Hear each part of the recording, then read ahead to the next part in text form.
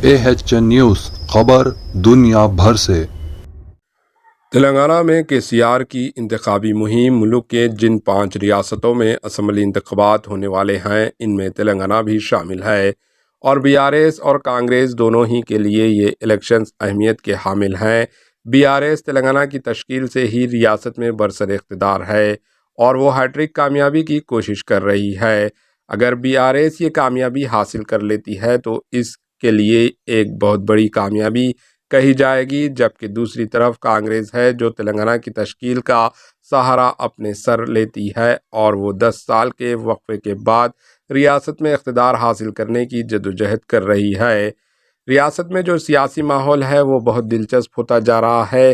کئی قائدین leaders BRS سے ترک تعلق کرتے ہوئے کانگریس میں شامل ہوئے اور کئی قائدین اب کانگریس سے BRS میں بھی شمولیت اختیار کر سکتے ہیں۔ اب تک کئی اداروں کے انتخابی الیکشن سروے سامنے آ چکے ہیں اور ان میں اکثریت نے ریاست میں کانگریس کے اقتدار کی پیش قیاسی کی ہے۔ BRS بھی زیادہ پیچھے نہیں رہ گئی ہے۔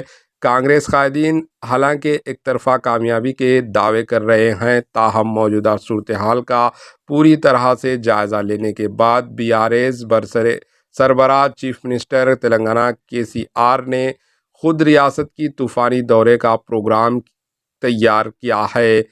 ان کے سامنے اب صرف انتخابی مہم ہی ایک نشان رہ گیا ہے، کیونکہ وہ امیدواروں کا اعلان کر چکے ہیں۔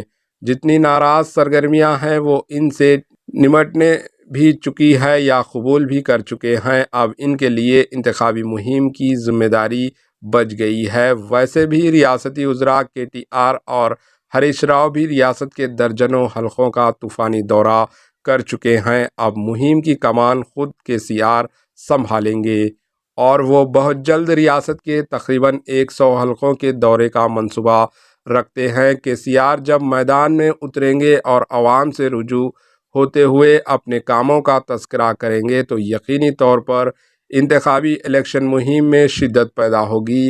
اس کے سیاسی اثرات بھی ہوں گے، عوام کا رد عمل بھی اس پر مختلف ہو سکتا ہے۔ موجودہ صورتحال پر اثر انداز ہونے کی KCR صلاحیت رکھتے ہیں۔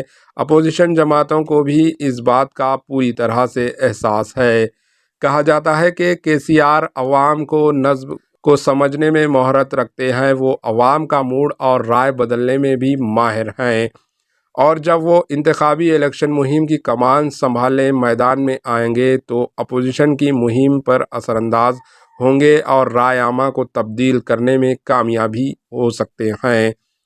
تاہم یہ بات بھی ایک حقیقت ہے کہ سماج کے کئی طبقات ایسے ہیں جن سے KCR اپنی 2 میعادوں میں کئی وعدوں کیے گئے تھے اور ان وعدوں کو پورا نہیں کیا گیا۔ KCR نے سرکاری محکمہ جات میں تقررات کا اعلان کیا تھا لیکن یہ وعدہ پورا نہیں ہو سکا۔ انہوں نے پسماندہ طبقے کو 3 ایکڑ اراضی تک زمین الاٹ کرنے کا وعدہ کیا تھا لیکن وہ بھی پورا نہیں ہو سکا۔ KCR نے بے روزگار نوجوانوں کو ملازمت ملنے تک مہینہ 3000 روپے بے روزگاری بھتہ دینے کا وعدہ کیا تھا، وہ بھی پورا نہیں ہو سکا۔ نوجوانوں میں ان وعدوں کے تعلق سے ناراضگی ضرور ہے، بھلے ہی کچھ گوشے ان سے انکار کرنے کی کوشش کریں، لیکن یہ حقیقت ہے۔ دلت بندھو جیسی اسکیم اور دوسری اسکیمات سے KCR عوامی تائید حاصل کرنے کی کوشش کرنے والے ہیں، لیکن اس میں بھی جو کمیشن کے الزامات عائد کیے گئے ہیں ان کی وضاحت KCR کے لیے آسان نہیں ہوگی۔ KCR نے مسلمانوں کے لیے 12% تحفظ، 12% ریزرویشن کا وعدہ کیا تھا لیکن آج اس وعدے کا تذکرہ تک سننا نہیں چاہتے۔ اگر کوئی اس تعلق سے سوال کرتا ہے تو اسے بھرے جلسے میں ڈانٹ دیتے ہیں۔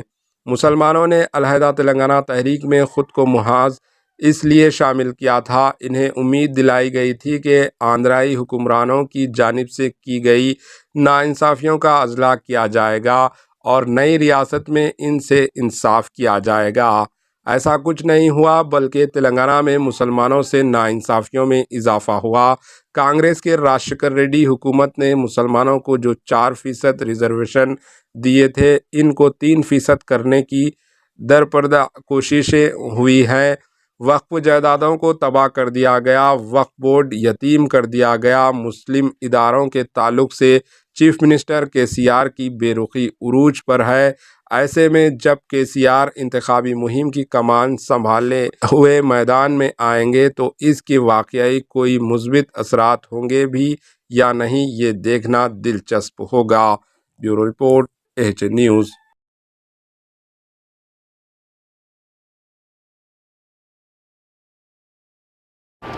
AHN نیوز کو لائک کریں، شیئر کریں اور سبسکرائب کرنا نہ بھولیں۔